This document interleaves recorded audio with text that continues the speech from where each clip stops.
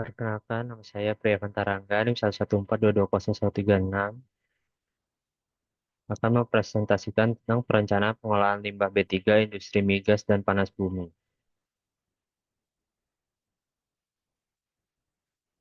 Latar belakang dari presentasi ini yaitu industri migas dan panas bumi adalah sektor strategis penyediaan energi dan lapangan kerja. Setiap tahapan industri menghasilkan limbah B3, yaitu padat, cair, dan gas. Pada 2023, 10 KKS menghasilkan lebih dari 70.000 ton limbah B3. Biaya pengolahan itu sampai lebih dari 12 juta US dollar. Lalu limbah B3 berpotensi mencemari tanah, air, udara, serta ancaman kesehatan dan ekosistem. Tujuan dari pengolahan itu sendiri yaitu yang pertama ada merancang sistem pengolahan limbah B3 yang efektif dan aman.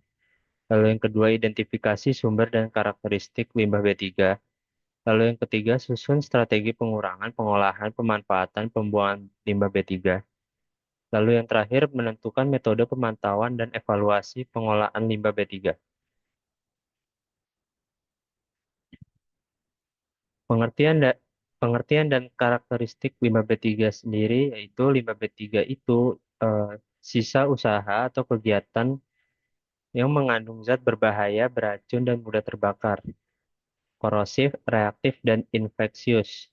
Contoh, itu ada lumpur pengeboran, sludge oil, minyak pelumas bekas, dan bahan kimia proses.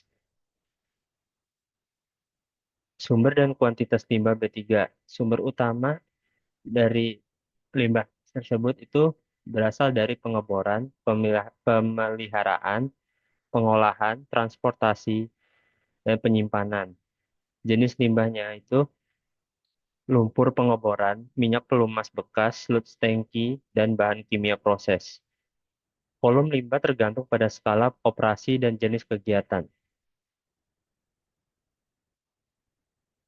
Dampak dari limbah B3 itu sendiri yaitu ada empat, pencemaran air, permukaan, dan tanah, penurunan kualitas tanah, dan kematian organisme perairan. Lalu yang ketiga, gangguan kesehatan seperti sistem saraf, pernafasan, dan penyakit kronis. Lalu yang terakhir, resiko hukum dan sosial bagi perusahaan.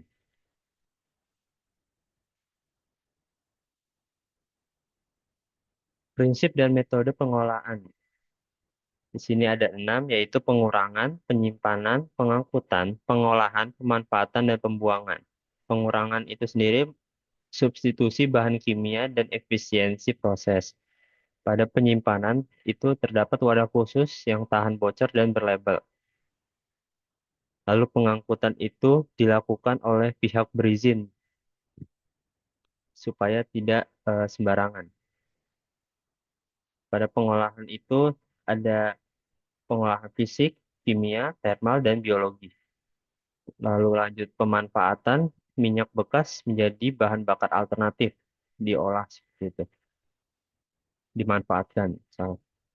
Pembuangan itu di landfill B3 sesuai standar supaya tidak mencemari lingkungan sekitar. Lalu ada regulasi dan standar yang dibahas pada PP nomor 101 tahun 2014 tentang pengolahan limbah B3, lalu dibahas juga di Permen LH nomor 5 tahun 2014 terkait baku mutu limbah cair. Lalu standar yaitu ISO 14001 yang berisi sistem manajemen lingkungan. Lanjut ke parameter dan indikator permasalahan. Itu ada lima.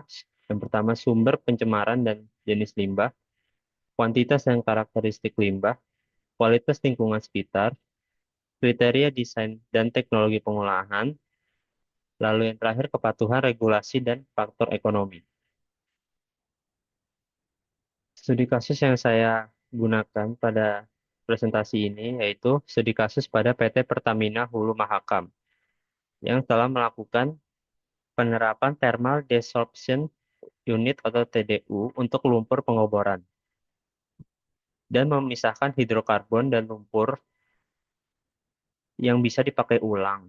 Hidrokarbon dimanfaatkan sebagai bahan bakar.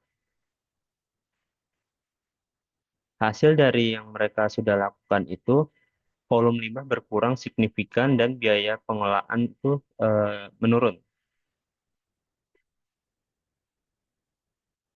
Solusi dan inovasi sendiri itu ada empat dari saya, pemberdayaan masyarakat lokal seperti pelatihan pengelolaan limbah, pemanfaatan dan pemanfaatan minyak bekas. Lalu yang kedua ada co-processing. Limbah B3 sebagai bahan bakar industri semen NRE itu bisa dimanfaatkan. Pemanfaatan residu seperti reklamasi lahan, material konstruksi. Lalu yang terakhir bioremediasi, menurunkan polutan dan meningkatkan kualitas tanah. Pada kesimpulan yang telah saya bacakan tadi, pengelolaan limbah B3 harus terpadu, entah itu termasuk identifikasi, karakteristik, teknologi tepat, dan pemantauan yang ketat. Tujuannya itu memenuhi regulasi dan meminimalkan dampak lingkungan dan kesehatan. Inovasi dan pemberdayaan lokal ditingkatkan sebagai nilai tambah limbah dan keberlanjutan lingkungan. Eh, Rekomendasinya dari saya itu yaitu adopsi teknologi ramah lingkungan seperti thermal, bioremediasi, dan pemanfaatan ulang limbah. Lalu ada tingkatkan kapasitas SDM lewat pelatihan dan edukasi. Lalu yang ketiga, perkuat kolaborasi industri, pemerintahan, dan masyarakat. Lalu yang keempat, implementasi pemantauan dan evaluasi keberlanjutan. Yang terakhir, dorong pemanfaatan limbah B3 sebagai sumber energi baru yang terbarukan seperti NRE. Referensi yang saya dapat berasal dari PP nomor 101 tahun 2014, Permen LH nomor 5 tahun 2014, ISO 14001, Jurnal Teknik Lingkungan, Statistik SDM, lalu ada dari PT Pertamina Hulu Mahakam, Seminar Nasional Teknik Kimia, SNI 192454 2002, Jurnal Lingkungan dan Pembangunan. Sekian presentasi dari saya. Kurang lebihnya mohon maaf. Terima kasih.